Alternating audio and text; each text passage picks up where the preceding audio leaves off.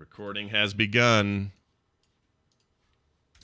And I think we're ready. Here we go. In 3, 2, 1. There's such a fine line between a good man and a bad.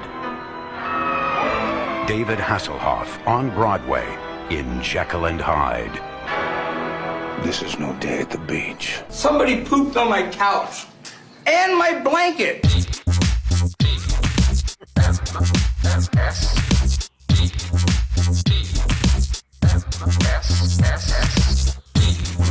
The Morning Stream. Maybe it's ransom.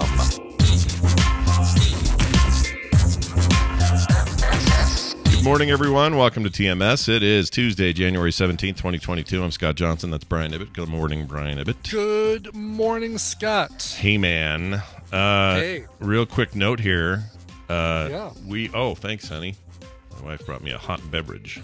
This just in. Thank you, dear. Scott, a hot beverage. Thank you very much.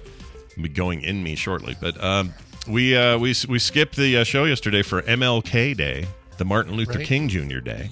Yeah. And that was great. I also took a little time to think about Martin Luther, just for no reason. I went and looked up some history about him. I went, you know what? Martin Luther King Jr. So not just Martin Luther King, but you looked up Martin Luther as well? Yeah, I went to his namesake and just dug around. I have to admit, I didn't know a ton about how Protestantism started, or why he rebelled, or why he was almost killed 4 or 5 times for his chaotic anti-Catholic beliefs, or was it King of England or Church of England? I can't remember which thing he was rebelling against, but it was fascinating. It was interesting. So I recommend it. Cool. If you want to go back in time, go check it out. That guy's cool. That's I know very little about Martin Luther, so Now's your we'll chance. do that. I will have to do that. Yeah. Or I'll just wait for the Netflix miniseries. Nice. There you have it. That's coming soon, I'm sure. Check this out. Where did I put it? Oh, I don't have it. Well, I'll do the digital version. Hey, you guys, check it out. Vegas is coming. Did you know in April we're doing TMS Vegas? You knew that. I know that. Brian knows that. But did you know that? The good news is you can get tickets now. We put them up. So if you want to get a hold of either swag only, let's say you can't come to Vegas, but you want whatever cool swag we give you, there's an option for that. Or there's a full ticket option, which lets you come to the show as well as get the swag. And they're both up there and posted on the Frog Pants store and directly linked at vivatmsvegas.com. So go there and sign up. Brian, isn't that exciting? It's exciting. That is very exciting. Yes, you do need a ticket to go to the show. Yes. If you want to be there, you need ticket. Please have ticket. Please have ticket. It's the cheapest thing you'll ever buy that's related to Vegas. I promise you that. That's so true. All right? There are going to be lunches you'll pay more for than this ticket. So get it and be there, because we can't wait to see you. The last week of April, all the details are up there, including what we have planned so far, with more to come. So go check it out. And more stuff. You pointed to your side, or did you point to the store, right? I did. Yeah. Yeah. You also can go to Viva TMS Vegas, and that's where there's... No, that's the one I sent them to. That's the address. Oh, okay. I thought you sent them to the store. No. Gotcha. No, either one. But it doesn't matter which one you go to. It'll be the same destination, but we'd prefer you go to vivatmsvegas.com if you can, because Brian's got other stuff up there. There's a little bit of other stuff, but yeah. It's Yeah. really a full motion video, an FMV as the kids call it, of hovering over Vegas with lots of casinos in there that aren't around anymore, I think. Nope. It's all right, though. That also is a hole I went down the other day. I was looking at old Vegas stuff for some reason, and shared a picture with Brian that was these old slot machines that were basically just dudes. Let me pull this up for the chat so I can see it. Here it is. So I don't know why these are so weird to me, but they're weird to me. Here you go. I love it. So these guys are, Brian pointed out, they're not one-armed bandits. They have to have 2 arms, which is a good point. That's right. But look at that, man. Which one do I pull? I think the 60s was cool. That was a cool era for Vegas. Yeah. Look at all weird stuff they used to have. I love it. Anyway, that might be a hint as to some artwork I'm doing for Oh, really? for some swag. Awesome. Yeah. It may not be obvious until I do it, but you'll see. Anyway, that's all coming up, so watch for that. Again, that's vivatmsvegas.com. Yes. All right, I have a question. Ask away. Yesterday, Kim was gone, didn't have a car, and turns out the fridge was kind of void. There wasn't a lot to bare. The cupboard was bare, Kinda. as the nursery rhyme goes. eat. That's right. And I was a little frustrated. And I was like, well, what if I ordered food in? I don't like doing it now because it costs so much. They keep adding fees, you know. Of course they do. Gets more and more expensive as time goes on. But I'm like, you know what? I'm going to do it. So I got food from DoorDash, and the DoorDash guy shows up, or I hear the doorbell, ding dong, and I run up there to get it. And I open the door and I reach down to grab my stuff, and I see that person is still walking toward his car to leave. And when that happens, I usually like, hey, thanks a lot, and I'll wave and say thanks, right? Yeah. Did that, and this guy turned around, didn't wave, and just went like that, or more of a mouth. Like that. No, with his mouth, with his freaking mouth. His mouth. Oh, okay, gotcha. Not with his butt. Okay. No. I mean, I wouldn't have been able to hear it because he was like, I don't know, 20 feet away from me. But he just. I've had some that you could hear. He just did a full-on raspberry. Really? And I didn't know what to say. I didn't know what to do. He just got in his car and left. So I don't know what that's about. I didn't know him. It's not like I knew this guy. And the food was fine. I was like a little nervous after. I was like, wait, is this weird? Yeah. I looked at all. It was all fine. But why would you do that? I don't know. That's really weird. Like not even it's like not even a wave or anything to go along with it. Just turn around, look at you, raspberry, and then to the car. Maybe he had a busy morning already and was tired, and I can't explain it. He was trying to do the but he came out as or even more farty sounding than that. Maybe that's what maybe he was just like, I'm tired. That's a stretch. But he went I'm like, all right, dude. I gave you a tip. Are you just going to make a fart sound at me?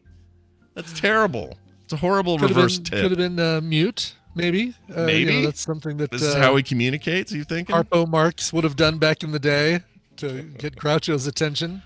Look, I don't want to judge people's communication methods, but this guy seemed lacking. I'll put it that way. Yeah. Anyway, if anyone else experiences that, let me know. Also, like, what am I even supposed to do with it? I just have to live my life now, knowing that it happened. Yeah. I mean, it's not something you want to go on to the DoorDash app and say, delivery was fine, except my driver raspberried me. Mm-hmm. I didn't order raspberries with my meal, yet I got one. Wonder what they'd say. Also, I had another weird dream, and you happen to be in it, so I think this is good for us to mention here on the show. Oh, God. Okay. I didn't write it in here because I wrote all this last night. This dream was from this morning, or I guess overnight. Sure. I had a dream that was really odd.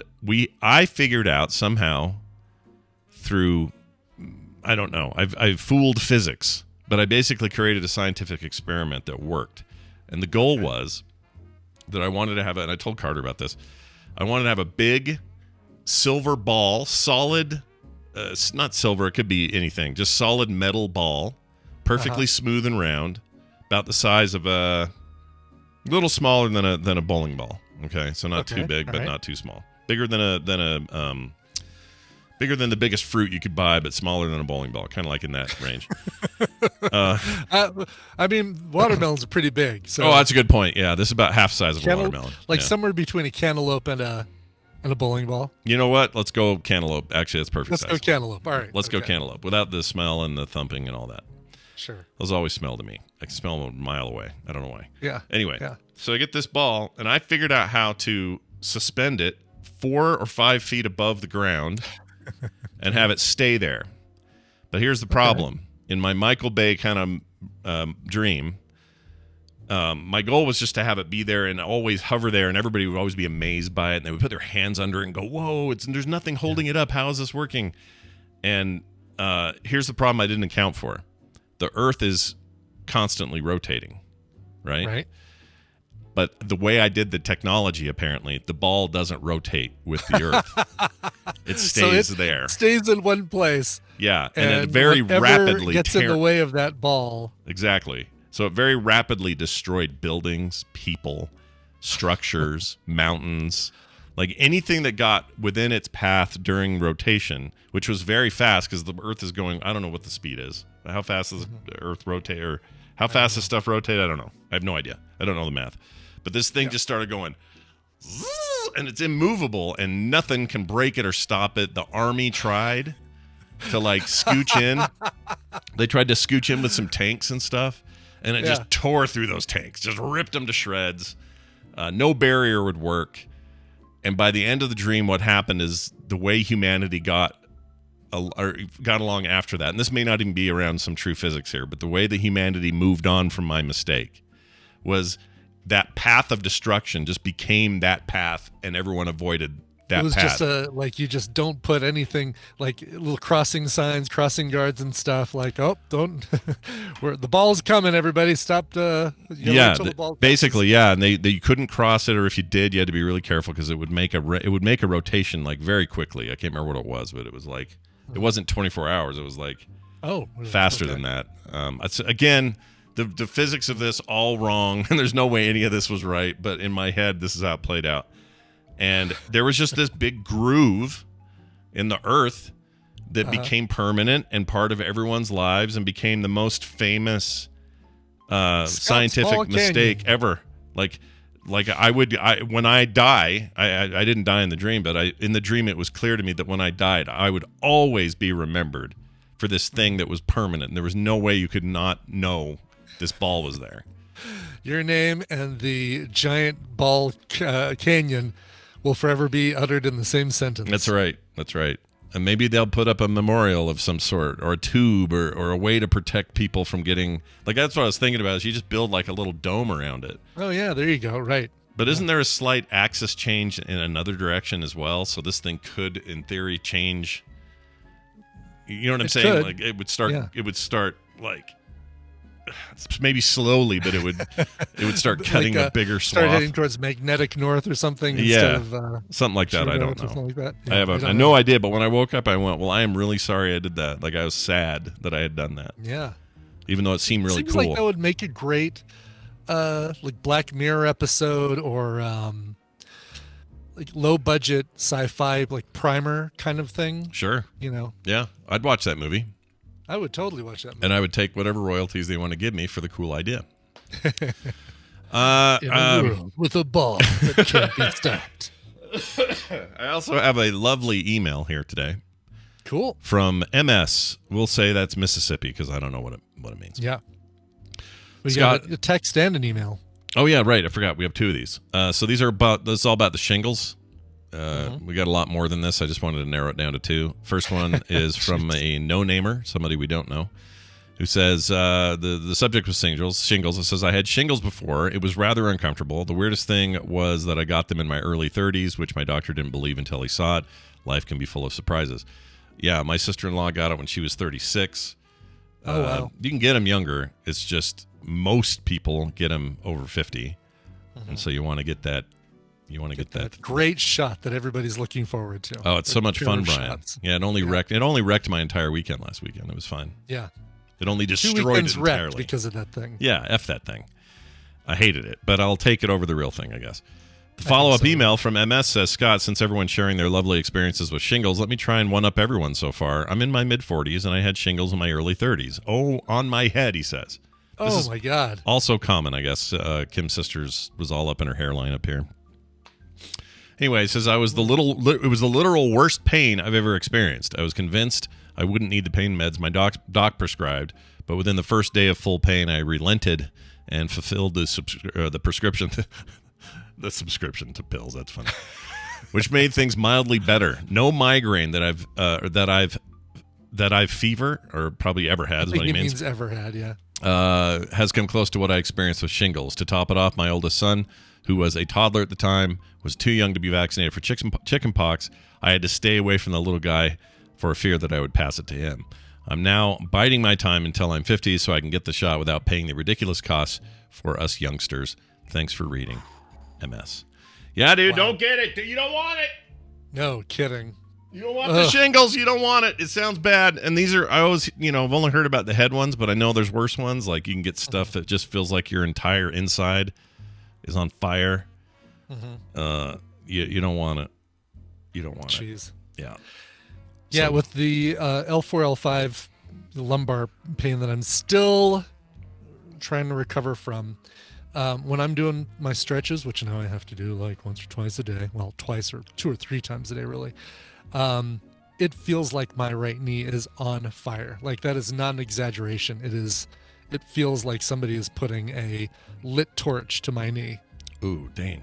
And they said they're sure that's still tied to the lumbar stuff and not like a knee thing. Yeah. Oh, that's the worst because that's a doctors a nerve like wrapped around all in there. It is right? exactly. That's what controls that is the L4 L5, like a nerve that comes down and wraps around your knee right there. Ouch, that's no fun.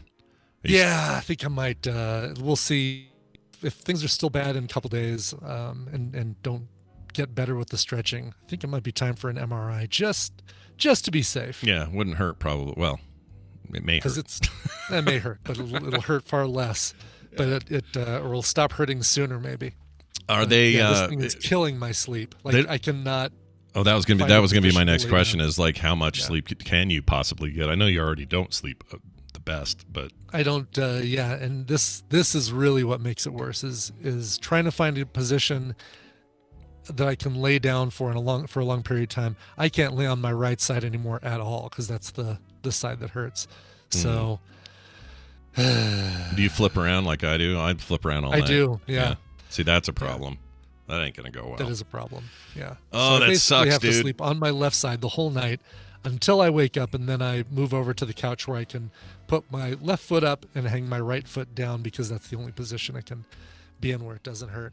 Well, maybe you could switch to Dr. Nick Riviera, where you can get a arm for a leg and a leg for an arm, or whatever it is he used to do, where he'd swap them. That's right. There you go.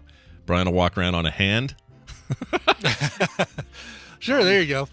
Problem solved. All fixed. Problem solved. I think my legs will still be moving and bending, and I can't imagine that's going to be great for my lumbar to be walking on my hands with my head constantly looking to see where I'm going. Yeah, probably a bad idea. But hopefully they can get you all fixed up before spring and stuff. You don't want to be limping around Vegas like that. That would suck. Oh God, no. Yeah, I don't want that. Not to mention like MS 150 and other summer fun things. I gotta be good for all that. Got to be good for the summer fun. That's right. Woo! I like the summer fun. Bring it on. If you'd like to send us your emails and you got thoughts about anything, doesn't have to be shingles related, but whatever, you can send those into themorningstream@gmail.com, or you can send us texts at 801-471-0462, or you can make those voicemails as well if you just stay on the line and say hello. All right, that's it for all that. We got some big stuff coming up later in the show, but right now it's time for the news. I don't watch the news. The news is brought to you by Cracking crowns on soft bread. Oh, the other thing I did this weekend. So I got this crown down here. It was just chewing some bread. Not a big deal. All of a sudden I feel this little and went and looked in the mirror, and sure enough, got a nice little hairline crack down there. So now I got to go into the old dental office and oh my God, do some bullshit. What are they making those things out of? Shouldn't those be? Well, I've had this one for.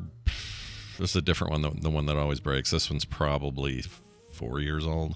So yeah, but I mean, all right, 4 years old. I don't know how long those things are supposed to last, but seems like it should be longer than that. Depends on the tooth. Like I have one up here, a bridge up here that I've had since I was 20. Never a single issue. I think it's kind of where you chew the most, and I chew a lot back here. So I think that was probably it. Plus I have a gold thing up above that, and I think that thing is impervious. Press down hard damage. on it. Yeah. So all it takes is like the right pressure, and bam.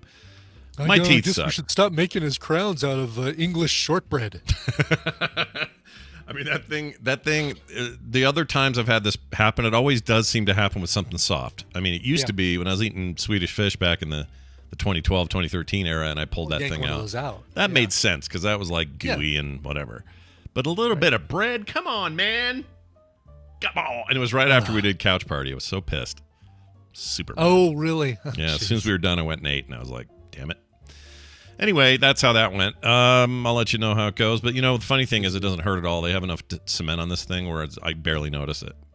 And part of me's like, it's just, who cares? Maybe just let it be there the way it is. You don't want that hairline crack to get bigger, food to get in there and cause some major problems. That's true. I don't want any of that. Yeah. I don't want any of that.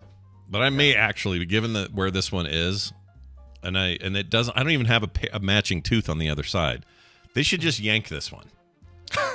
For symmetry? Yeah, because already it's going to cost me like $850 to get a new crown, or like $200 to pull it.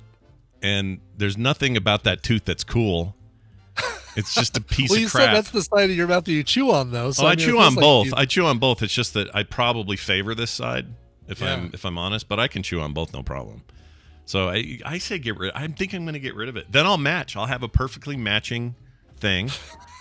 I don't need those rear molars. That should not feel important to you. Like Wes Andersoning your dental structure should not be an important factor. No, it's not really actually, but I don't know. I just don't want to pay. I don't want to keep paying for this thing every 4 years. get it. I hate it. Like, is it just another bill I should account for and just say, okay, well, I guess I pay $850 per You've got 4 a years. dentist subscription, basically. Yeah, which kind of was what I have. I don't have my insurance sucks, so I have a separate thing with the dentist, which I already pay. I don't know what I pay a year, but I already pay for individual insurance over there. I don't know. I hate teeth. Teeth are stupid. Look, when I'm in charge and I got my own universe, here's what I'm gonna do. No teeth. Okay, we're gonna have bones straight out of there. They don't have nerves in the middle of them, just big nasty bones like some of the animal kingdom have. I just want bones there for teeth. Don't care how bad it looks. It won't matter. We'll all look the same. It's fine. So that's what I'm doing, number one. Number two, we don't need pinkies. Get rid of the pinkies. No more pinkies. It's an extra finger. We don't need it. You don't want evolution to take care of that. You just want to like cut them I off want at to birth or design something. it. Yeah, I want to design it. Okay. I want to be like a Star Trek Overlord planet runner guy who makes up all this stuff. I do the Genesis machine, and now I get to pick what I want. So I did all that, and then I'm going to, no more vomiting. That's going away. We're done with that. We'll come up with a better thing. I don't know what it is, but some other way of expelling things that isn't that. That's horrible. You're going to have to create a new hole because we've already got diarrhea. Yeah, we so, got the diarrhea. If you want an alternative to vomit, you're going to need a new hole. All right, I got a plan for that. Diarrhea will come out of a little, like Spider-Man, let's not talk about the good Spider-Man, but the bad Spider-Man where he has organic web shooters. Sure. Where that little hole would be on this wrist, that's where you're going to take a dump. And on this wrist, everyone will be right-handed, first of all. On this, no, there's nothing wrong with lefties. I'm just kidding. On the right hand, because I know Brian's left-handed. I'm just teasing. Yeah. On the right hand is where you're going to vomit, if you need to. Okay. All right. But you'll still eat through your mouth, and all of that will be fine. What else? That nerve that's hurting your knee. We're not wrapping that around your knee anymore. We'll come up with a better way. Is your aversion to throwing up because you're kind of afraid of it, or is it just to maintain your streak? Oh, I just hate it. I just can't stand throwing up. But you feel so good after you're done. It's like, I've Ctrl-alt-deleted my stomach, and it's running so much better now. I mean, you're not wrong once you get there, but it's the lead up. I hate it so much. I hate it.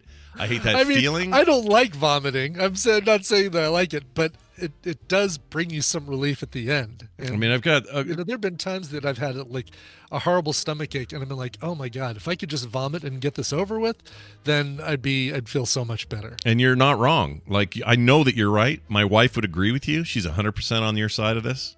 I just don't know what it is. I can't do it. I hate it. Well, and all right, so it's got to be, and sorry for those who are listening to this as they eat breakfast or lunch or whatever, but isn't it going to be just the same thing if it's coming out of your wrist? Is it just the fact that it's passing through the mouth, the thing that you eat with and breathe with, and all that? See, that's my whole thing. This goes right into the whole what gross Scott out the most, milk breath, like everything. Yeah, we have too much stuff going on through our mouth. This is the truth.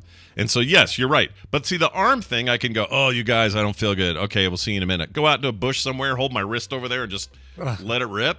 Big deal. I can do that. But I don't have to get like full body, stomach acid heaving, horrible. I can't breathe. It's coming out my nose, like all the horribleness. F that. Yeah. F that. Now, I know that evolution and natural selection have solved most of our biological needs and issues. I know that. But I'm just saying, if I get to go be an architect of my own planet, I got ideas. Your own species. I mean, your own version of the human race without pinkies and vomit wrists. Yeah, and think about it this way, Brian. You and I are. Let's say we're in Disneyland. We're on Space Mountain. Yeah. And there's a guy in front of us who's like, "Oh, I don't feel good. This ride's making me sick." All he's got to do is hold his arm off to the side, down to the thing, instead of going, Brett, having it land on everybody. Just use his arm. Do you think it's going to happen in front of his wrist? Do you think it's just going to like go to a spot of the ride that doesn't have another roller coaster going through. Well, it? I don't know about those people. They may be screwed, but you and I in the back seat, we're all right. What if we're not in the car with him, but we're on that other roller coaster that's down below? Well, then that's still a problem. I agree with that. But I think it at least solves half the issue. And then they're touching stuff with their vomit hand. Like, oh, I just threw up into that bush with my hand, and now I've got to touch the door to get back into the restaurant to go to the bathroom to wash my hands. Well, this is why it will always be Just right one hand, so that your left hand can do all the work until you're cleaned up.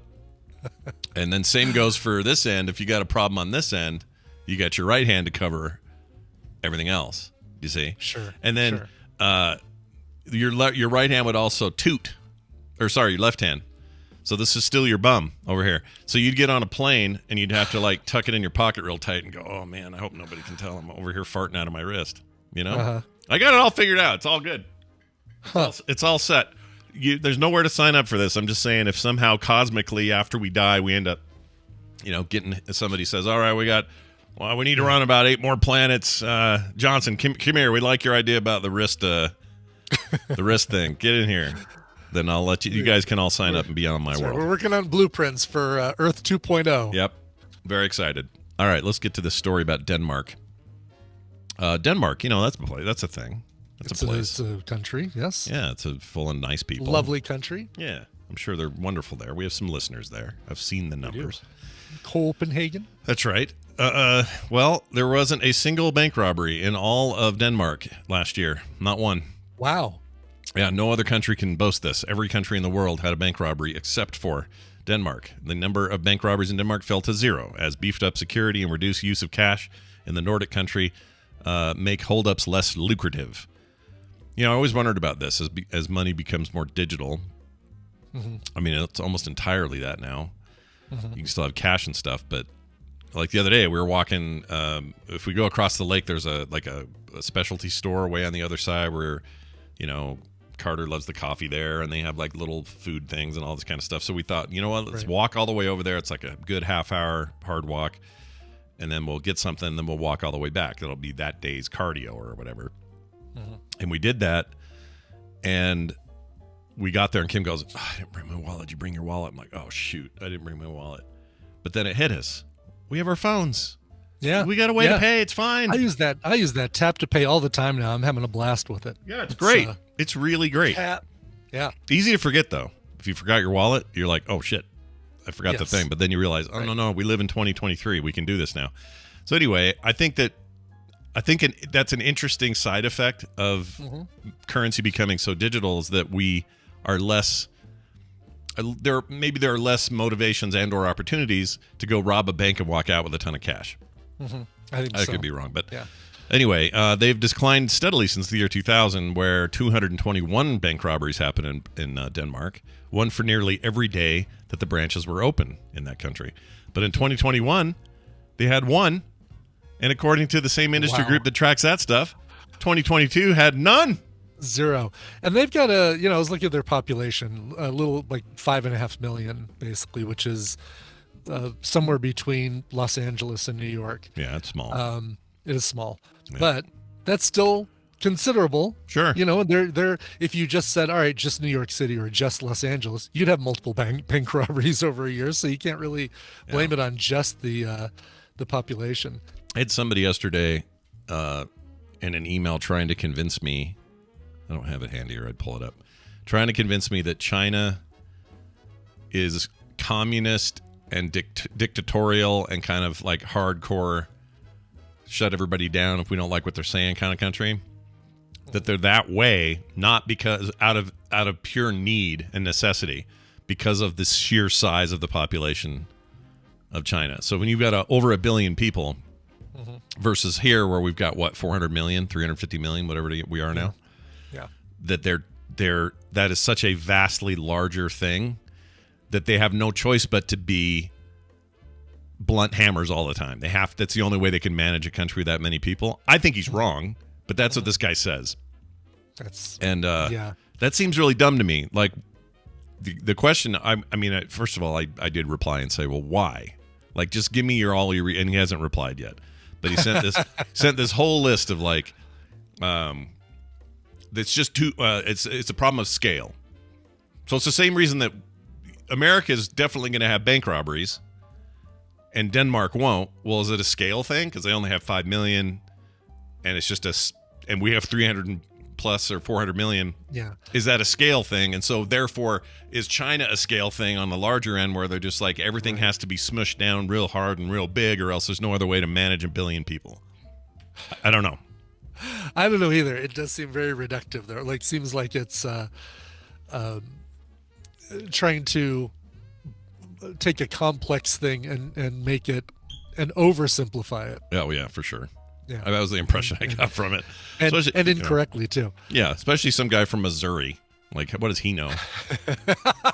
Nothing wrong with Missouri. We love it. I'm just saying, like, are you some China expert? Are you a 30-year veteran of intellectual thought on how China works? No, he's just a guy from Missouri. Well, I mean, what state would you, if he was from, would you start to take him seriously? No. I'm saying he's literally from Missouri. His email said, and I'm saying he has no other credentials. So it could have been here, it could have been anywhere. I'm just saying, the guy from Missouri is just saying, a guy from Missouri. In other words, just a guy, right? Just a guy, not exactly. Not a PhD. So no PhD after his name. Just from Missouri. Is what you're saying. And probably has never been to China, if I had to guess. I could be wrong, but if that dude's listening, I don't think he listens to this show. I think he's a core guy. But if you're listening, send it in, because we were talking about China and the way they handle video game approvals, and it's a big mess right now. So they're trying to like blanket ban certain kinds of games. They're slow to approve new games. So it's making American companies who were invested a lot to be in China, now they're having to rethink that, and because the government's making it China hard. just had the first year where the population went down this last year. Wow, really? Yeah. How much down? It was only like a couple thousand or something. It wasn't. I don't think it was a huge number. Let's see. Five people, says Tom's Norm. That can't be right. I don't think they'd track it if it was 5 people. Yeah, China's population shrinking for the first time in 60 years. Oh, this is a big long article. I got to have more. I don't know what that number is. Got to have more words in it, because you got all those people over there. More words, more people. Yeah, exactly. Well, more words and ads loading, and this is your last BBC article or something like that. Let's see. They do have a lot of unreported death from COVID. I wonder if that has anything to do with it. It might have, yeah, because of. Let's see here. Every time they've had an outbreak, it's like really bad. Yeah, the fertility rate, births per woman, was 2.6 in the late 1980s, and it's reduced to 1.15 in 2021. Per female, per lady? Yes, total births per woman, 1.15. Didn't they control that for a while, where they were like, if you have a dude, we're cool with it, but if you have 2 girls, you're done. Stop making babies, or something. Something like that. They had the 1-child policy, yeah. Yeah. But they introduced a 3-child policy last year. That might be biting them in the butt now. Maybe it is, yeah. Don't know. Well, all right. Good luck, China. Yeah. I'm sure they'll be fine. I'm sure they'll be just fine. I think they'll still be huge and enormous. Well, anyway, good job, Denmark, and may your crime-free spree continue. Speaking of crime, let's do the opposite. This is in Britain. A delivery driver in Britain stole $14,000 worth of booze in a sophisticated scam, which they put in quotes. They took Denmark's robbery and put it in UK. Oh, yeah, easily. I mean, the British are just sitting there waiting for it. It says a British delivery driver stole over 20,000 pounds. That's about $24,360 worth of goods, including 12,000 pounds or $14,000 of wine and spirits that he was supposed to deliver to businesses, according to the Birmingham Mail, which I guess is a paper. It is. The thief, former soldier Paul Magali, almost said McCartney. Careful. Let's not. Don't want to be smirched former Beatles. Yeah, we only got 2 left. We got to be nice to those guys. Let's see. He was employed by an agency to work for a logistics company called ICT Express. Age 50, was supposed to deliver the goods to customers. Instead, made an unscheduled stop during his delivery and forged signatures in an attempt to cover his tracks. Wow. They were supposed to go to all these department stores, and he made these unscheduled stops. Interesting. Yeah. So I was wondering how sophisticated, because sophisticated is in quotes. So I'm wondering if it wasn't really sophisticated, or if that's just what the news reported as sophisticated. I feel Is it 8 episodes on Netflix sophisticated, or is it like 4 episodes sophisticated? Is it one 90-minute documentary? Right. Yeah. Yes. Exactly. Yeah. It's hard to say, but from what it sounds like here, it just was planned, but I don't know how sophisticated it is. Yeah. I think Bobby in chat said that he started watching Kaleidoscope, which is that's a sophisticated scam robbery. What do you think of that, Bobby? He's liking it so far. Is he? I've yet to talk to someone personally, like you and others, who didn't like it, and then all this weird critic and public freak out about. I don't understand why the disparity. It's weird. Yeah. Kaleidoscope is an odd divider. It is. And there's nothing like, sometimes you can say, oh, it's, they tried to force a transgender character in there, or they tried to make a subplot about social commentary or something like that. But none of that. Like, there's nothing that I could see would be controversial to somebody who's more conservative. Yeah. That would warrant, oh, well, let's everybody review bomb this thing. So yeah. So it's not, so lefties like it, lefties and righties dislike it equally.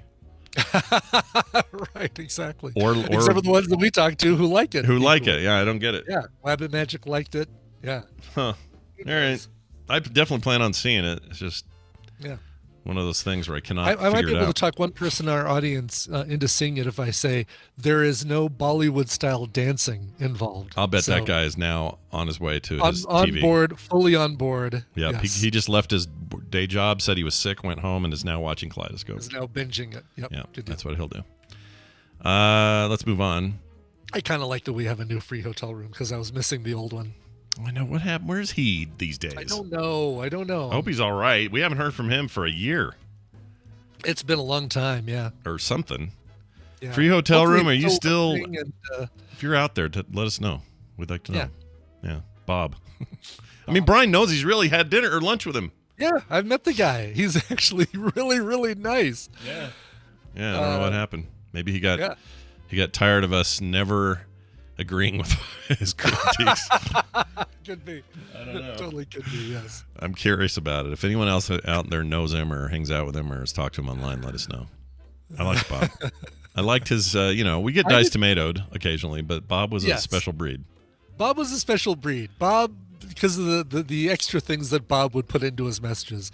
Like, he'd correct us on the pronunciation of something, and then he'd go, come on, or Jesus Christ, or something like that. Yeah. That's always... And gave us, they're right in the chat, they used to give me lots of ideas for Fred and Can jokes. I never used any of them, but I think he was a fan.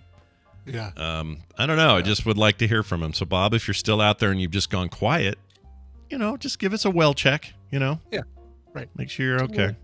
That's a little all. Hey, yeah, fine. Hey, man. The hotel room's still free. Yeah, I'm here. I just don't get to make it into chat anymore. Let's see. Here's a fun one. Foodies. You're kind of a foodie, so you count here. I'm kind of a foodie, yes. We're left devastated that Ronzoni will discontinue its beloved star-shaped Pastina. Oh, Brian, what are you going to do now? How are you going to do it? I mean, don't foodies prefer handmade pasta? I don't know. I would assume so, yeah. I don't know. Actually, I don't know. Is Ronzoni one that you... I have no idea. It sounds like a cheap name, doesn't it? Boil kind of thing? Yeah, it's... I know it's pre-made, but... It's pasta that comes in a box instead of in a bag. Says, let's see. They announced the company is discontinuing its Pastina product, a tiny star-shaped pasta. They are a subsidiary Pastina project. They're a subsidiary of Post Holdings. Is that the Post cereal people? I bet it is. I'll bet this is a Post. Post Holdings. Interesting.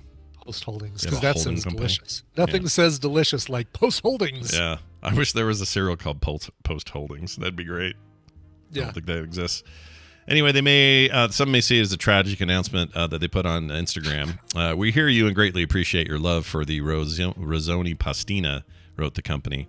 in the post. After extensive efforts, we regretfully announced that the pasta in question is being discontinued. This wasn't a decision we wanted to make. Well, then don't make it. We were hoping it wouldn't have to come to this. Yeah, it's all come down to this. No more pasta shaped like stars. I'm scrolling through. I'm trying to see. I mean, I found the pasta. So it's really little, teeny tiny stars. They're like. I don't think I've ever had it. It's not familiar to me at all. I don't think I have either. What about those wagon wheel looking things? That's what I'm looking here to see. I think those must have already gotten discontinued because I am not seeing the little wagon wheels. Oh, I kind of liked those. Yeah. So I could see why people who are into the stars would be sad. They held sauce pretty well. Yeah, good little sauce physics in those. Yeah. Also, I just like I like little pasta, with the exception of SpaghettiOs or something. I like tiny little pastas versus like big old shell ones. I'm not a fan. Too much. Do you have a favorite pasta shape? Oh. Well, you mentioned the wagon wheels. I do like those. Little shells, like the little the itty bitty ones. Little kind of folded over shells, yeah. Yeah, those are good. I don't like the big tube ones, like the big I don't know what you call them. Oh, manicotti? Yeah, I don't think I like those. Maybe in the right stuff I do. Yeah. It's usually filled with like ricotta. I'm gonna channel some Randy. Oh yeah, you fill that with a ricotta and then marinara sauce on top with some shaved parmesan. I've moved Catwoman. Randy that word. I tried to, but I couldn't. Parmesan. I've moved Catwoman. Yes, you have. Let's see. Well, anyway, they stopped doing it. It says we've researched or searched extensively for an alternative solution because they say their long-term supplier can't do it anymore. Oh.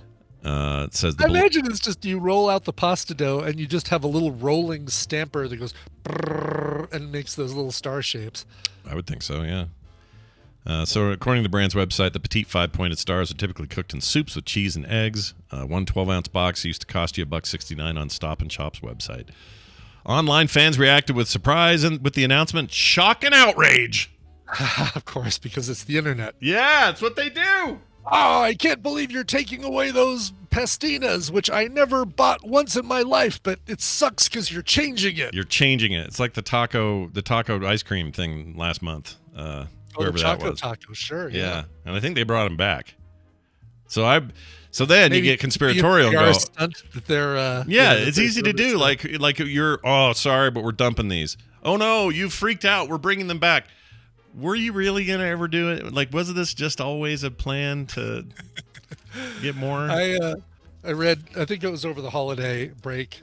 Steven Schleicher went on a Twitter rant about the Mexican pizza, the Taco Bell Mexican pizza, nice, and called it the most disgusting, quote unquote, food he's ever eaten. Really? And why were people demanding for this thing to come back?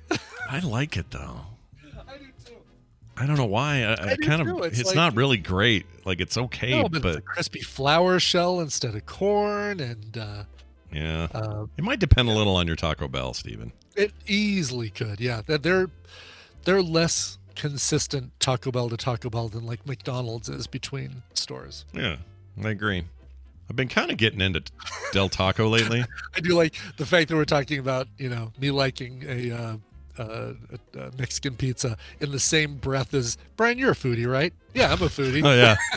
Well, you're a foodie who's not pretentious. You'll eat, you're right. You're a down to earth foodie. You'll try some interesting fancy stuff, but exactly. I have Taco Bell these days. Taco Bell maybe once a month, maybe. Yeah, and it's just because it's like I'm in a hurry. I've got Coverville to do.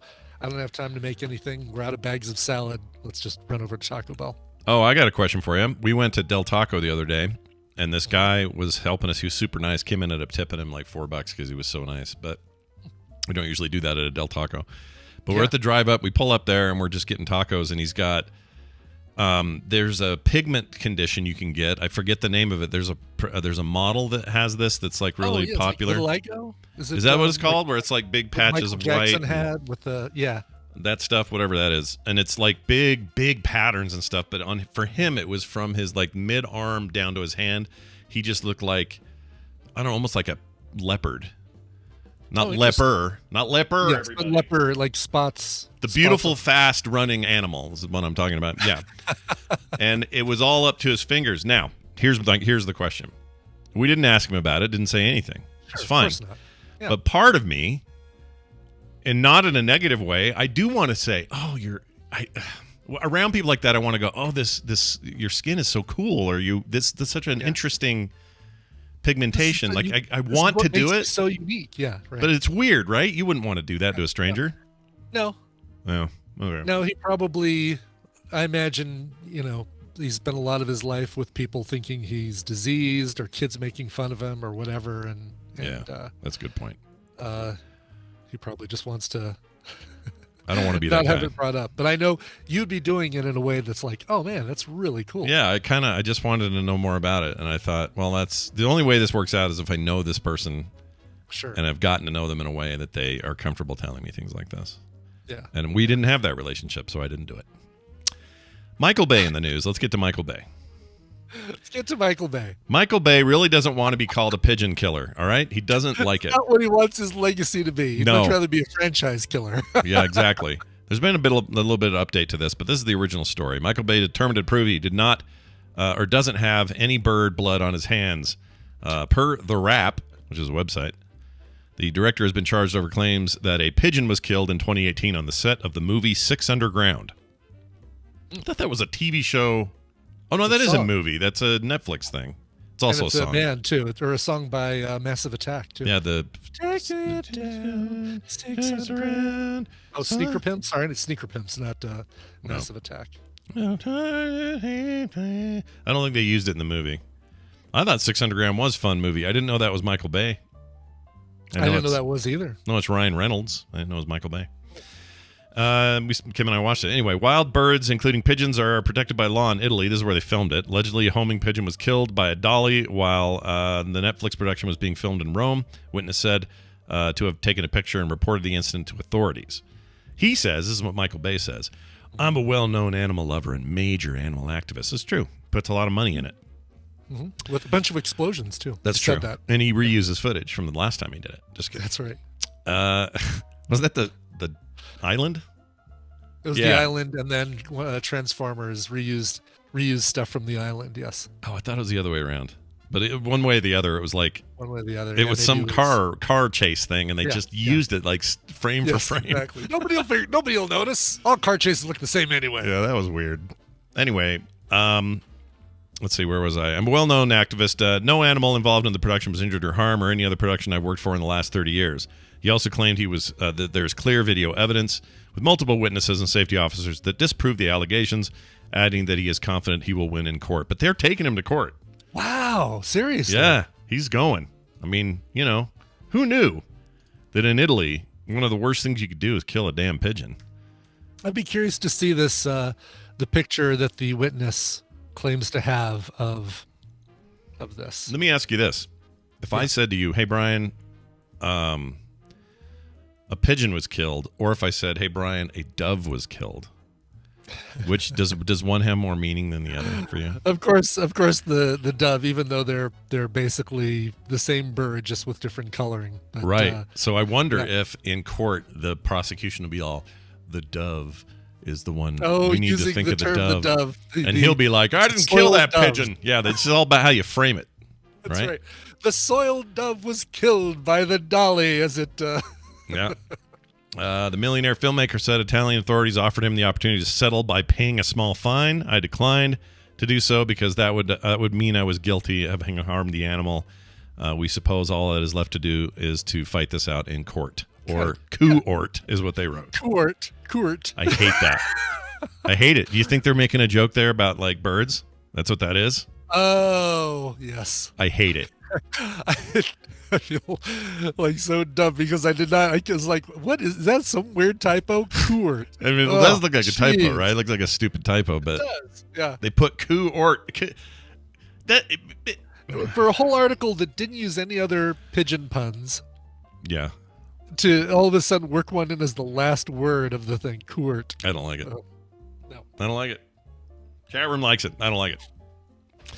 Doesn't matter what I like. What I do like is this. We have guests on the show, and they come on here and talk about cool stuff, which we're going to do now after we take a break. When we come back, we'll make some things with Bill and hang out with Bobby and talk some science.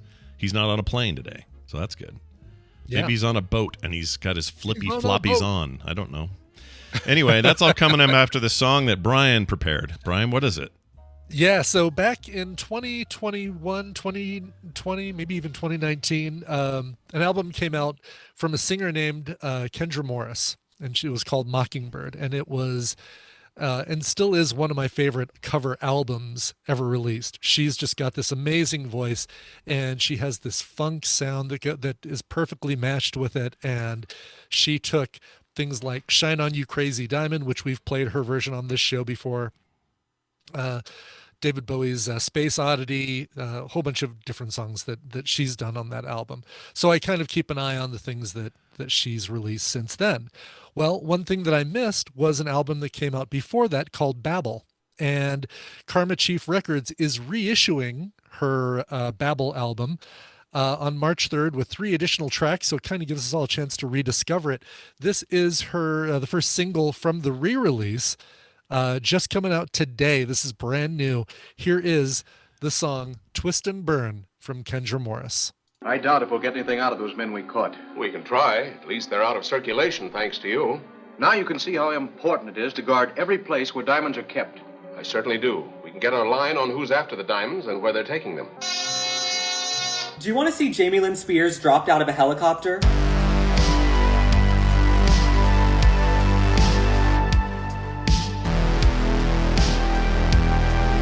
The Morning Stream.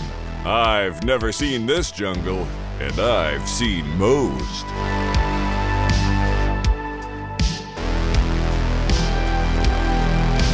And we're back. Hey, Brian, tell me again who that was.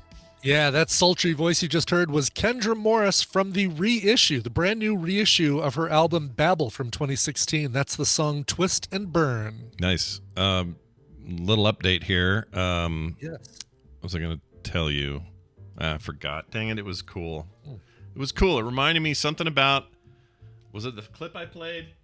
Do you want to see Jamie Lynn Spears dropped out of a helicopter? No, that's not it. There's that's something from reminding me. Entertainment Tonight, right? Was that from Extra? I don't know. Someone sounds like somebody like that.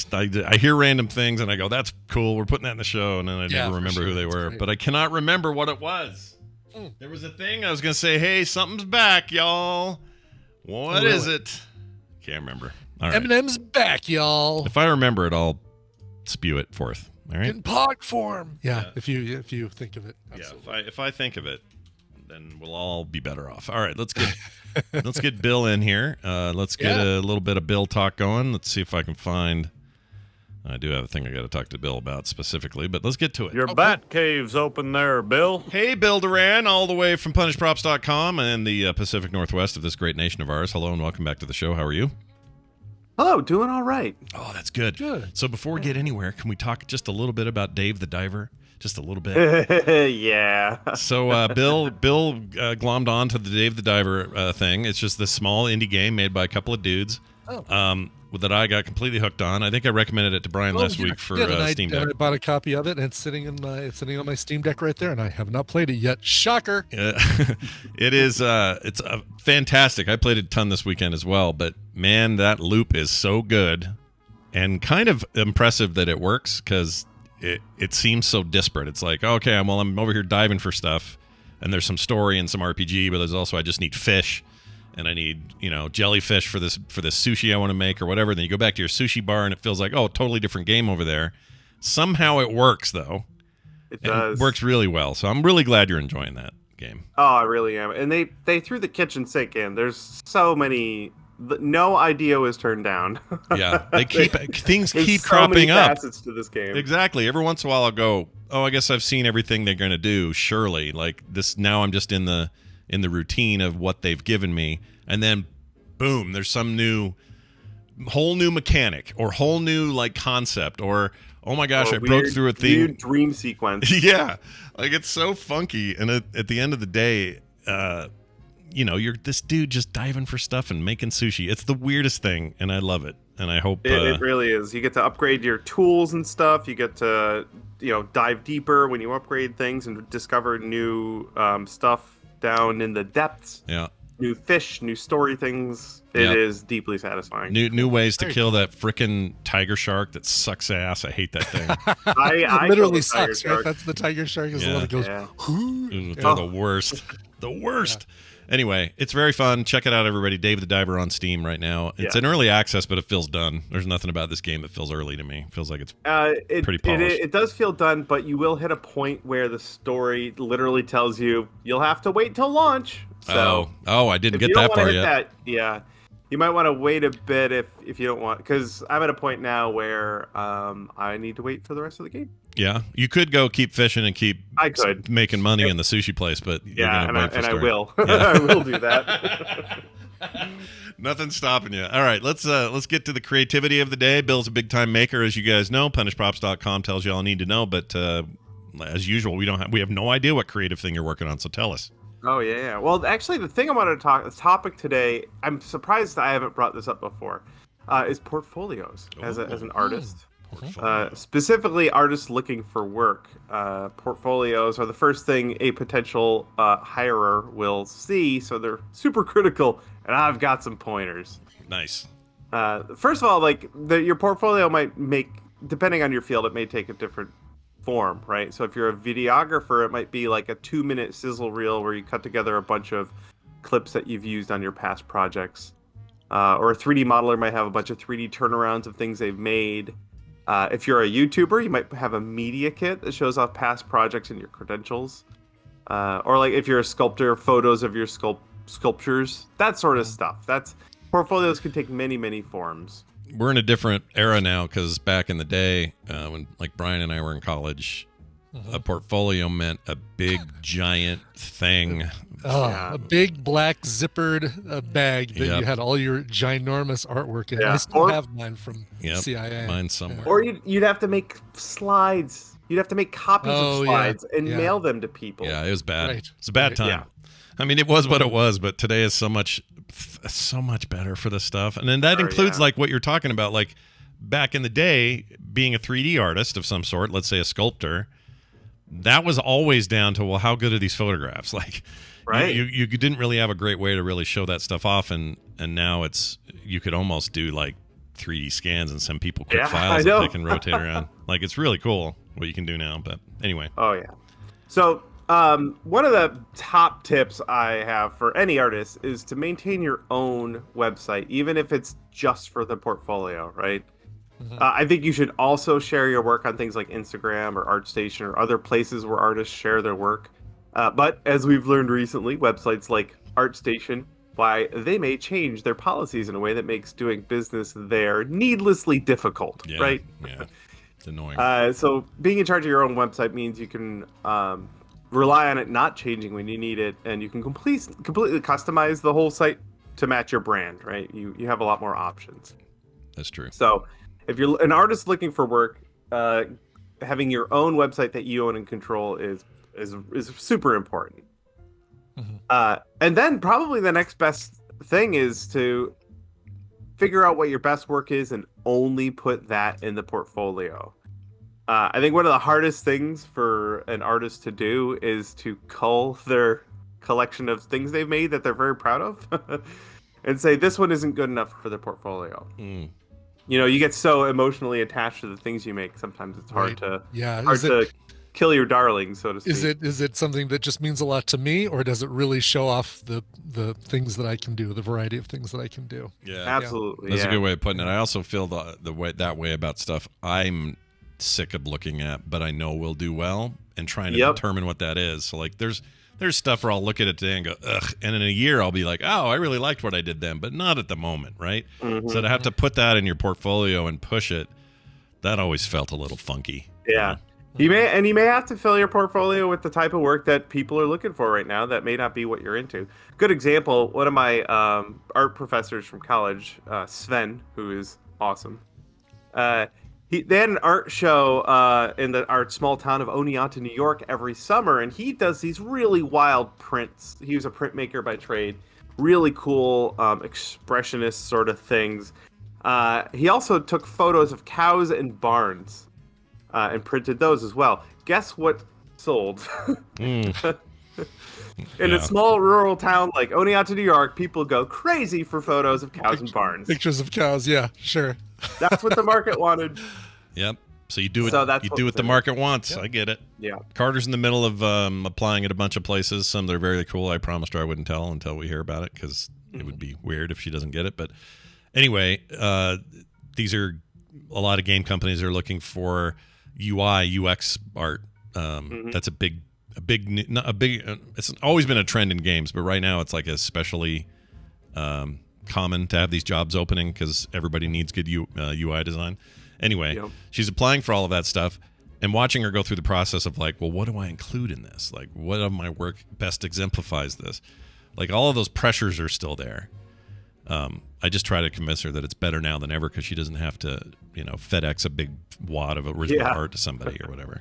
So yeah. And as a video game artist too, especially if you're a junior artist, you might think, well, here are a bunch of characters that I've made, and you're probably not going to get hired making characters. It might be better to have a bunch of boxes and set pieces, right? Yeah. Because as a junior artist, that's probably what you're going to get hired to make for a video game. You got to fill entry level. Yeah, you got to fill out the Fallout universe with all sorts of detritus, right? Someone's got to make all that stuff. And somebody's got to do a barrel. I can make a really good barrel. Oh, I saw a thing you would love, Bill. I should have forwarded it to you, but some dude who was talking about how old Fallout 3 was. There was some anniversary.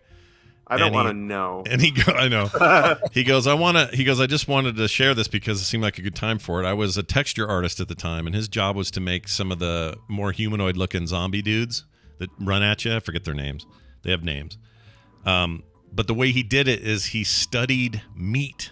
So he would get and take pictures of the marbled texture of like ribeye steaks and stuff. And then he would apply that knowledge to what he would create, and then he would cover these zombies in basically meat patterns. It was great. It's so much fun to see. Cool. Yeah, I love that kind of thing. Anyway, it reminded me of that. So something you can do when you are putting together your portfolio, hopefully you have a lot of things to pick from.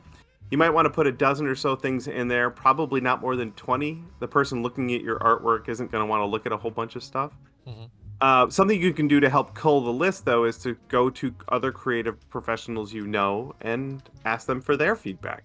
People that you trust, whose opinion you trust, obviously. If you're looking for a way to sort of shorten the list of things to apply. The other thing, too, is if you're applying for a specific job, you might customize your portfolio to show things that would be a better example of how you would be a good fit for that job. So you may have, let's say I have 50 pieces to pick from. I'll pick the 10 best that best show how to make, detritus in a post-apocalyptic game. Sure. I love the word. Detritus is a fun word, isn't it? It's a good word. Yeah. Yeah, also so much easier than before, where you can easily like swap out and show the pieces that are relevant to the job you're applying for. Then, I'm bringing in here's a drawing I did in my life studies class of a nude person, but I guess that won't apply to this brochure you're hiring me to make.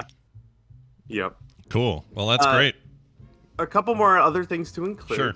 So if you've ever collaborated with other artists or companies, that's a really good thing for a hiring manager to know, especially if you've worked for other companies. That's that's a good thing to point out. I've been hired before. And where applicable, give a rough idea of how long each piece took to create. So, for example, if you're a sculptor, let's say you're getting hired, you want to get hired by Immortal Mask to sculpt faces for the masks that they make. They want to know how long it takes you to sculpt a head. Because if it takes you a week to do it, and the other guy can do the similar work in a day, he's going to get hired. Good point. So if you can provide that information, that can be super valuable. Yeah. And then the portfolio itself, we talked about customizing your website, but let's say you do hand in, you have the opportunity to hand a physical portfolio to someone.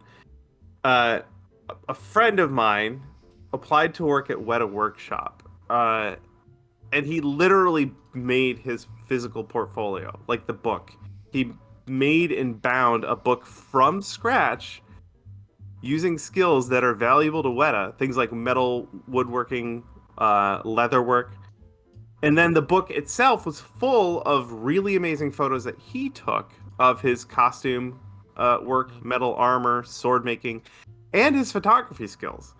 Oh, that's cool. These are all things that does at Weta now. Now he's the assistant sword maker under Peter Lyons, which is kind of bananas. Peter Lyons, the guy that made all the swords for Lord of the Rings. Mm-hmm. But every once in a while, they need a photographer. So he jumps in. He's got all the gear. He knows what to do. He can even, because he has all the gear, Weta rents his gear from him while he uses it. So he gets paid extra to do that. But that story of him handing that physical portfolio to Richard Taylor, it's one of my favorite stories ever.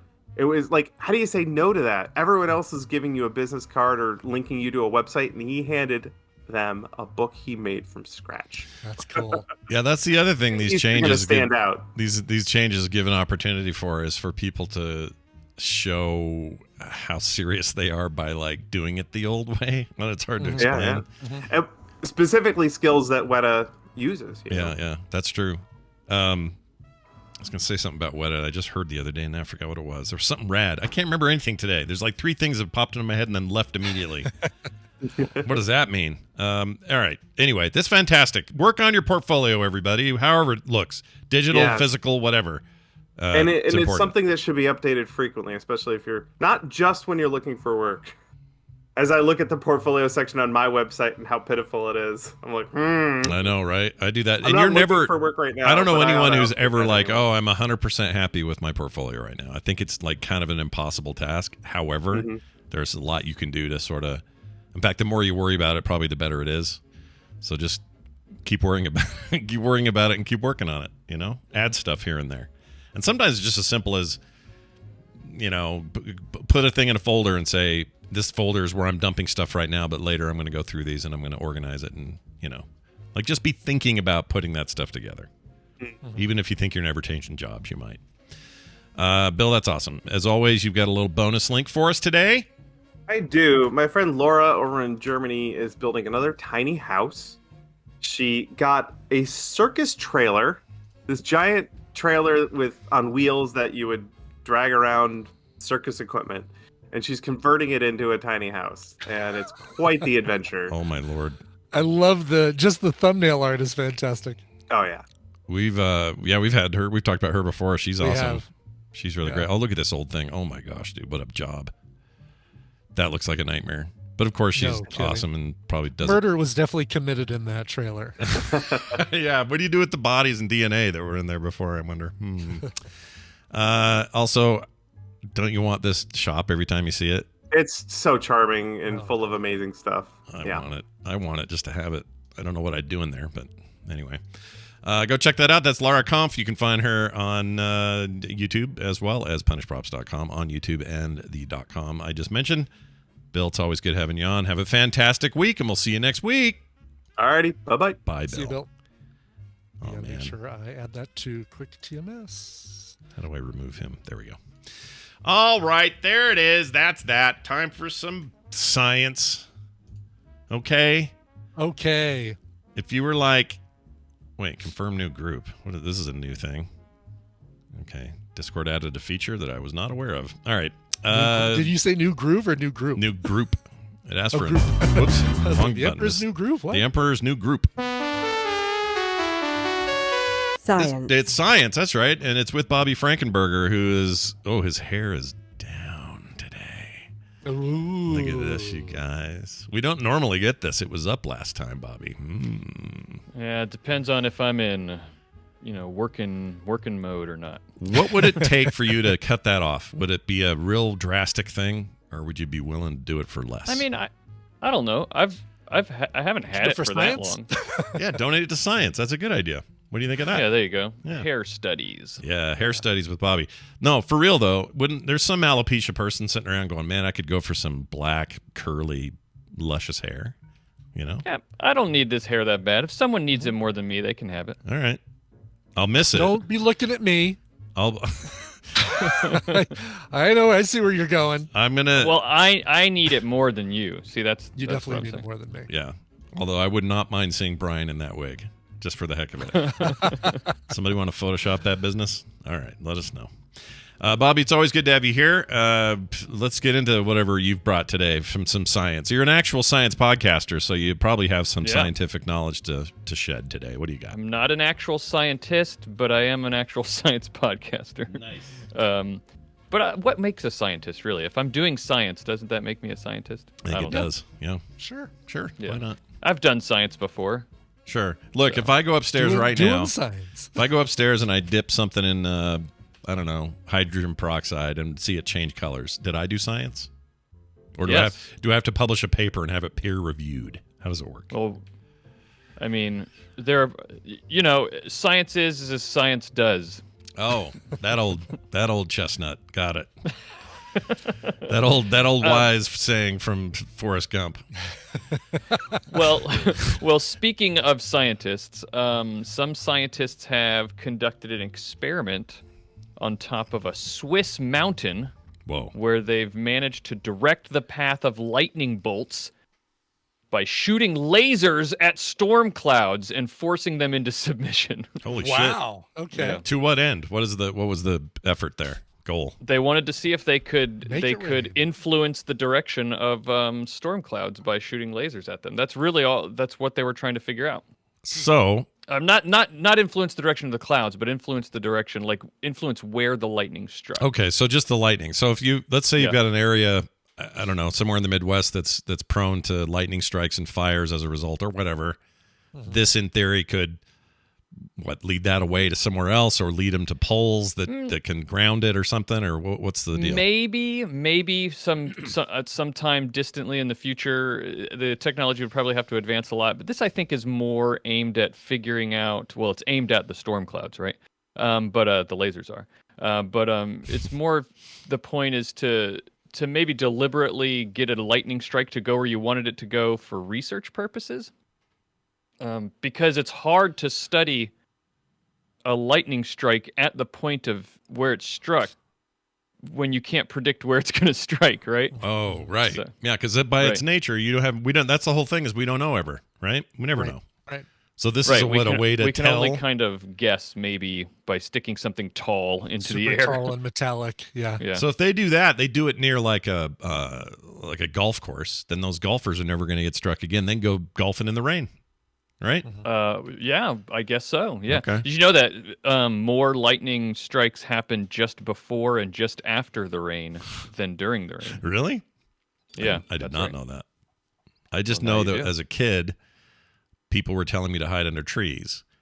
Yeah, which is a bad idea. You know that now, right? Yeah, as an adult, they say lay down in the field. Yeah. Don't get anywhere near a tree. So why were they telling me the opposite thing when I was a kid?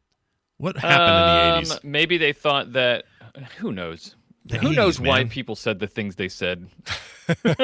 Everything was based on old wives' tales when I was a kid, I swear. All of it. Maybe they thought it was because the tree was wooden and it would be more likely to strike something metallic. I don't know. I've also heard lightning, stop, drop, and roll. That's You'll be fine. Yeah. Duck and cover. I was also told, I don't know if this is still true, but if you're in a car, you're better off because the tires ground you and you're not going to feel a thing. You might short some stuff, but you're safe. So the tires don't ground you. Yeah. The tires don't ground you because they're rubber, so they don't direct lightning to anything. They're another insulators. Another one of these things I was taught when I was young. But it is true, right? Like, because then the lightning isn't passing through you. I think it passes around you. It's you don't want to be in a car when it gets struck by lightning either, because lightning is dangerous for other reasons than just being electrocuted. Sure. I don't even know what to do with this information. But lightning better is off dangerous. in a car or better off outside? You're saying better off outside the car.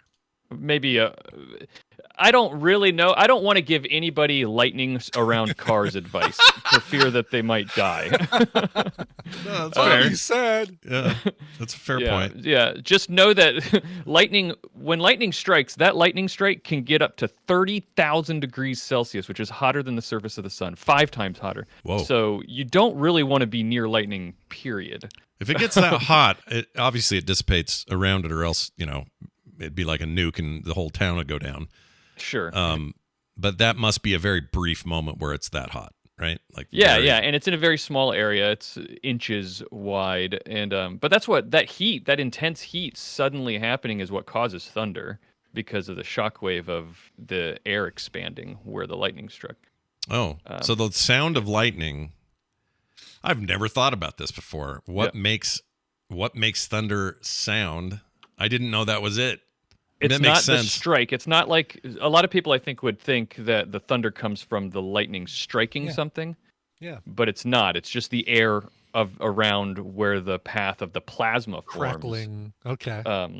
Suddenly expanding very quickly at a super high temperature. So if Thor is the god of thunder, that's a little bit of a misnomer because he doesn't really have.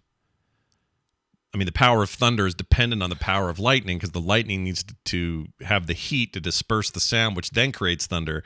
Like, it's just not as cool, you know? Yeah. He sits on a throne of lies. Yeah. This whole time. Icor actually puts it in an interesting way in the chat. It says that the thunder is the sound of the air hitting itself, which is kind of true. Oh, that's weird. Okay. Yeah. I do. So how does lightning happen? You want to talk about that? Let's do it. So thunderstorm clouds, they tend to have positively charged particles at the top of them and lots of negative particles at the bottom. And that's not normal. That's not the normal way charges are distributed in a normal, like, just white puffy cloud. The reason it happens in thunderstorm clouds is because in a thunderstorm cloud, those big, tall, rapidly rising cumulonimbus clouds, you've got a bunch of ice particles that form in there, and they collide with each other, making larger ice particles, right?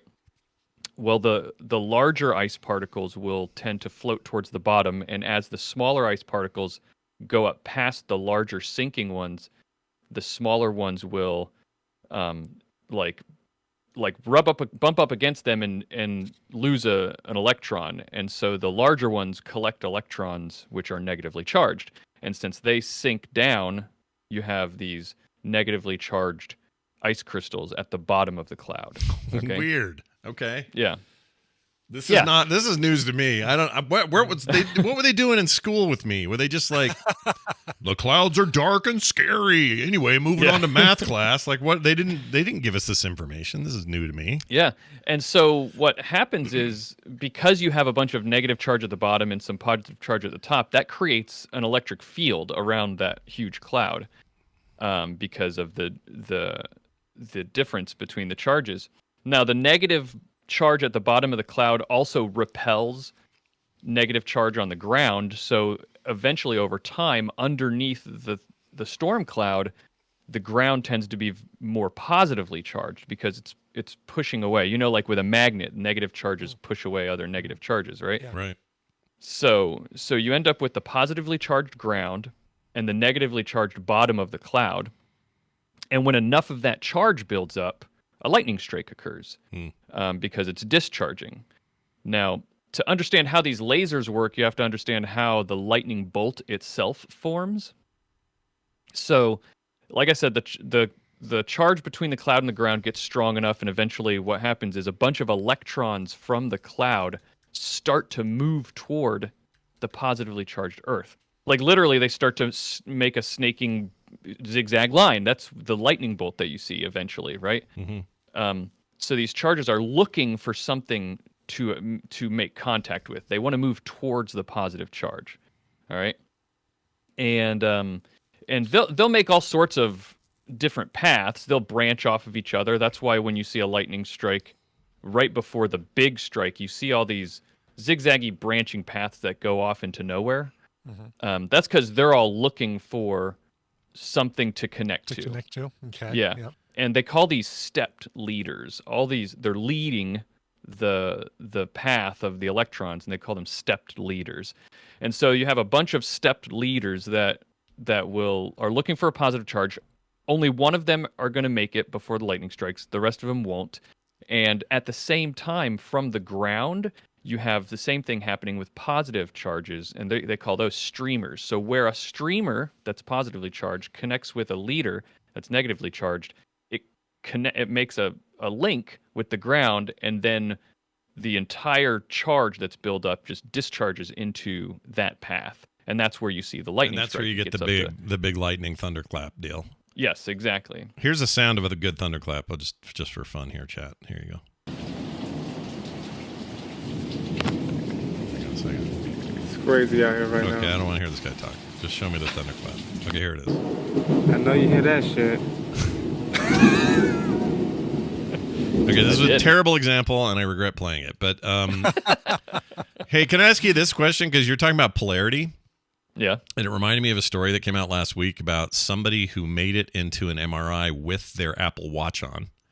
Oh, my gosh. They weren't supposed to. You're not supposed to have metal objects on in there or things with metal in it. You think the warranty covers that?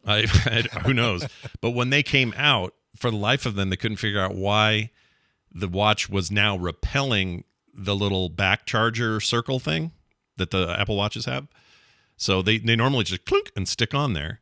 But it's now repelling it. Charger, yeah. Okay. So the story is that the Apple Watch's 4 magnet part of it had its polarity reversed while in the MRI machine. Do you think does that hold water? Because it was reported in a few places, and I don't know how scientific the findings were.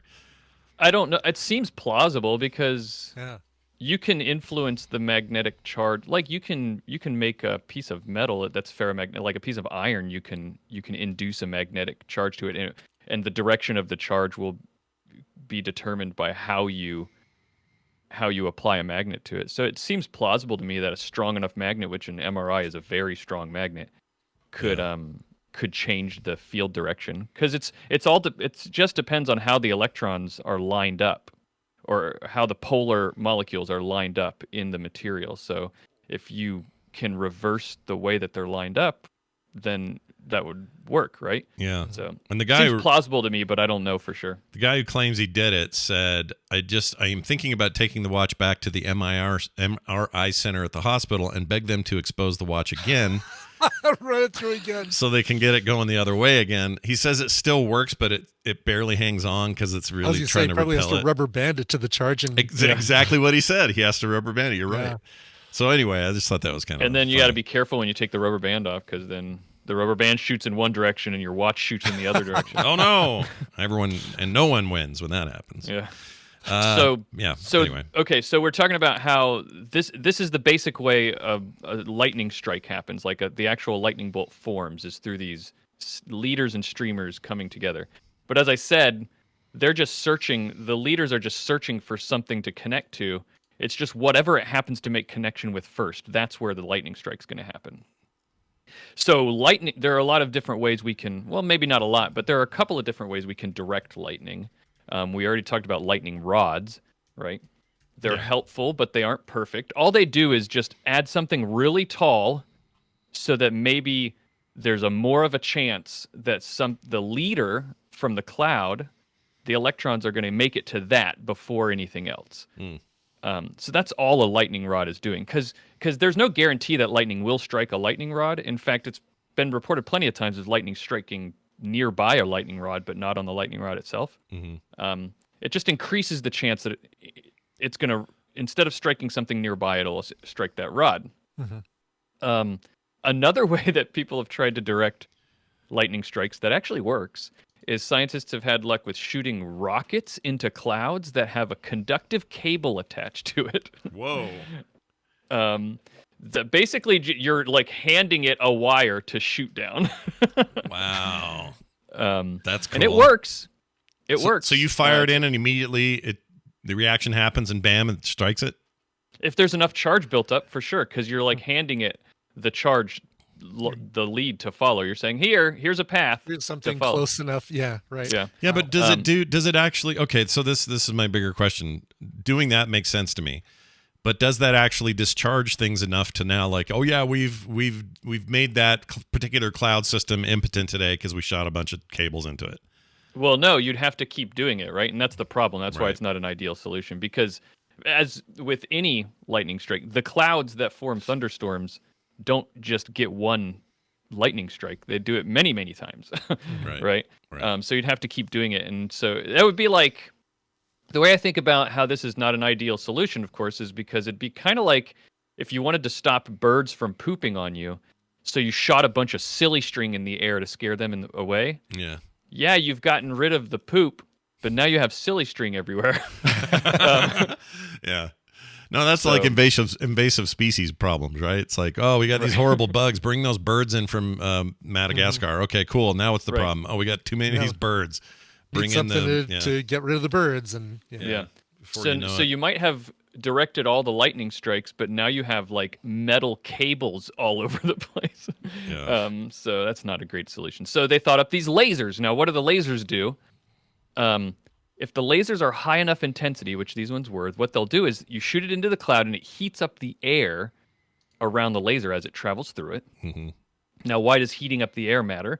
Well, as you heat up the air, the air will move away from the laser beam, creating a channel of low pressure air around the laser. And what that does is all the air that moved out was charged in a certain way, and what's left is charged positively.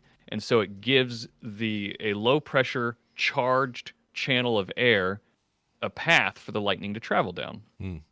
And by doing this, they were able to guide several lightning strikes to a tower that they wanted it to strike, and it worked. Wild. So there you go. All right. That's cool. Wow. This is way more than they taught me ever. Well, now they can finally make lightning strike twice in the same place. I guess so. Yeah, they did. Yeah. And we can throw that old idea away then, right? That old idiom. Lightning strikes in the same place with very controlled circumstances. With lasers. Oh boy. All right. Well, that's awesome stuff as always. I always love hearing this stuff out of Bobby, and Bobby does more of it on his science podcast that comes out weekly. Bobby, what is that show and what's on tap right now? Well, the show you can listen to and hear all about sciencey stuff is called All Around Science. Me and my co-host Maura, we every week talk about science stuff, news, and just things we're interested in science. This past one, the one that came out yesterday on Monday, is we talked about invisible creatures, animals that are invisible, transparent rather. Oh, I shouldn't say invisible. Translucent? They're translucent. Well, no, that's the thing. Some of them are just straight up transparent. Whoa. Okay, yeah. I'm in. You got an example? Like a little baby fish? Yeah, give us There is a thyloid amphipod, is I think what it was called. Otherwise known as Finnish people. Okay, keep going. Right, exactly. Yeah. They're these very large shrimp. They look like shrimp, but the whole thing is just clear. If you were to see a picture of somebody holding one, it's just clear in your hands. And I think I've read somewhere that the aliens from Alien were inspired by really this. Wow. What are they called? The xenomorphs. That's what you're talking about. Yeah. Yeah, amphipod. I'm trying to find a picture of it, but I can't because I can't remember how it's spelled. I just looked up translucent, transparent. I tried transparent animals, but Google image search thinks you're looking for PNGs without any background. That's not what I'm looking for. So I did Here's a cow without a background. Yeah, exactly. So I looked up translucent, and there is a ton of weird stuff, man. Like there, I put one. Oh, look in at the that! chat. That thing's cool and scary as hell. Let me see it. Is this in our Discord? Oh, look at that! It's in our Discord. Oh, that is very xenomorphy. Very xenomorphic. Yeah, very. Whoa. Face hugger. Ugh. Nope. Do not want. Nope. This would make me. This is enough to make Ripley take control of the weird Jeep car and get out of there. Look at that. Oh, yeah. Little yellow thing. Is that his guts or his heart or something? What is that little orange? I think it's thing? the heart. Okay. Wow. That's cool. It's a little marinara sauce. It'd be great at some point to talk about that thing that they describe on The Last of Us with the fungus that takes control of your mind and has in insects as a real thing. Oh, and cats and stuff. Yeah. Like, it's a type of fungus that we actually haven't. We talked about that. It's called. Oh man, I can't remember what it's called. But we do have an episode. We talked about that on our show. Really? One time. So here's what's cool about the show. Cordyceps. That's right. Cordyceps. Yes. This is 100. I know people giggle when I say this. Is 100% not a spoiler about that show, but the game doesn't feature it, and the show does. It's a sort of a pre thing at the beginning. That is some scientists sitting around talking on a talk show in the 60s, and they're talking about what could happen. And it's all very foreshadowy, right? And I think it helps the show a lot to help set up the world and what's about to happen and everything. But what I loved about it, it might have been the scariest thing of the whole show, to be honest. Yes. The way that was presented was insane and really cool, and just really, cemented the concept of what's coming.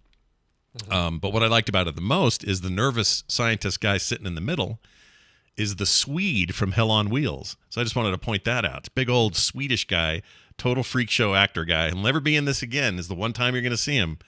I love him. Anyway, that's my fun little side note about very The Last cool. of Us. So yeah, if you want to hear about transparent animals or cordyceps, zombie fungus that causes zombies, you can find out that all around science. Nice. Go get it today wherever you get your podcast. Bobby Frankenberger, always a pleasure. Oh, that's weird. It reset Discord. Hang up on him. Hold on a second. Why did it do that? I don't know why it does that sometimes. It resets Discord when I remove him. There he goes. So I was like, we can still see. Let's just sit here and watch Bobby. Yeah, it's effed. I really don't get that. All right. There you go. That's Bobby. We're just about done today. However, one tiny note. Today, play retro, 3:30 Mountain Time. Put it in your calendar and check it out. What's the subject today? I think we're doing... It changed, and then we changed back. Hold on a second. Let's make sure I remember and don't say the wrong thing. Single-screen top-down arcade racers. So think Super Sprint and Battle Rally X. And, dude. Oh, yeah. My jam as far as like arcade stuff goes. We're going to talk all about that and get into it pretty deep. Things like Sprint, Super Sprint, as we mentioned. Danny Sullivan's Indie Heat. I remember that one. Badlands, Bump and Jump. Oh, Demolition Derby. Some good stuff. PC Pro-Am. Oh, yeah. Cool. RC, rather. Anyway, that's all coming up today, 3:30 Mountain Time. If you don't want to watch it live, you can always get the podcast wherever you get it afterwards, or the YouTube channel for video. And that will be later today. Nice. Brian, you got anything going on today you want to mention? Working on my 3D printer. That's kind of why I haven't brought up the Steam Deck stand, because over the weekend, cranked out so many of these stands. So just about everybody's order who's waiting for theirs is going to get theirs. However, there's a couple people I've reached out to that are like, it's going to be a couple days later, but I think the nozzle's gotten clogged on the 3D printer, so I'm going to have to do a little emergency medicine on my 3D printer before I can print any more of these. Makes sense since you got so many going, Yeah. It's going to have issues. Yeah, and the other 3D printer is down as I wait for a crimper to arrive today so I can make a new part for it. Nice. But look at you over there, 3D printing the world. I love it. I'm 3D printing the world is what I'm doing. Quick reminder, VivaTMSVegas.com now has links to tickets. There is both a swag only and you are coming to Vegas version of the ticket, just like last year. If you want to come to this event, get in there quick and get them, because part of the reason they're up now without much other details other than, stuff's coming, is so that we can get head counts. And work on how many things I got printed or have to get printed, get ready, get done, all that stuff. So anyway, get in there. We've already seen a bunch of you do it. And help us know what total amount of people are coming in April. That would be awesome. Again, that is VivaTMSVegas.com for details. Yeah, can't wait to see you all there. It's 90-something days away, 96 days away or something last time I looked. It's not much. It's not. Quicker than you think, y'all. That's right. 96 days, 6 hours, 17 minutes, and 31 seconds. Boom. So there's that. Real quick, our Patreon is always up and ready for you. And if you would like to join us today at patreon.com/TMS, you would be more than welcome, because it is through you and by you that we get to have a show at all. So thank you so much for your support, those who are already there. And if you haven't yet, hop in now at patreon.com/TMS. Get great monthly benefits, our couch party weekends, no commercials ever, and pre-show content every single day, and post-show, I should say. So go check it out, patreon.com/TMS. For everything else, you'll find it at frogpants.com/TMS. And we're going to get out of here now with some music. Brian, what did you bring? Yeah, this one's going out to Cami, a.k.a. K Katsumi, in the chat. She says, hey, Snickers and Baby Ruth. My birthday was on January 14th, but no shows on Saturdays, so I'm asking for Monday the 16th. No show yesterday either. Any good cover of the song Holding Out for a Hero would be great. Can I get a You Guys Sound Sparkly today? Oh, I think I have that handy. Oh my gosh. Old Daryl clip. Here we go. Spark Lee. Here it is. You guys sound kind of sparkly. Yeah. Don't forget he was naked. He was naked when he left that message. Yep. So I decided to stay away from the Shrek soundtrack, which has two covers of that song, one by Frou Frou and one by Jennifer Saunders, and go with something that I haven't played before, a version by Amazing Transparent Man from their album Taking Back the Covers, covering that song by Bonnie Tyler. Here is Holding Out for a Hero. Awesome. We will be back tomorrow with a brand new show. We hope you'll be here with us. It's our Wednesday edition. That means recommendals and Tom and all that stuff. So please come back and join us then. We'll see you tomorrow. This show is part of the Frog Pants Network. Frog Pants Network. Get more shows like this at frogpants.com. Just once, I'd like to taste something without getting a mouthful of hair. I agree. I agree. You know? Definitely would. That's why I don't date Chewbacca. Yeah, never date Chewbacca. Let's see here. That worked out good. Let's do a